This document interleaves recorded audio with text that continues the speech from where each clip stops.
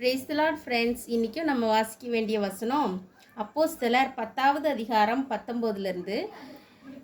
பேதுரு அந்த தரிசனத்தை குறித்து சிந்தனை பண்ணிக்கொண்டிருக்கையில் ஆவியானவர், இதோ 3 மனுஷர் உன்னை தேடுகிறார்கள், நீ எழுந்து இறங்கி ஒன்றுக்கும் சந்தேகப்படாமல் அவர்களுடனே கூட போ, நானே அவர்களை அனுப்பினேன் என்று அவனுக்கு சொன்னார்.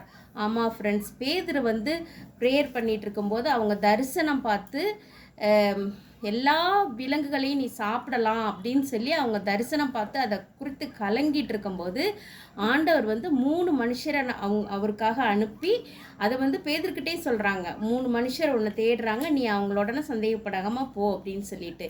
அதே ஆண்டவர், அதே பரிசுத்த ஆவியானவர் இன்றைக்கும் தன்னோட பிள்ளைங்களை, தன்னோட விசுவாசிக்கிற தன்னுடைய பிள்ளைகளுடைய வாழ்க்கையில் தரிசனங்கள் மூலமாக, சொப்பனங்கள் மூலமாக பேசி அவங்கள வழி நடத்துவார் ஃப்ரெண்ட்ஸ். நம்ம அதை விசுவாசிக்கணும்.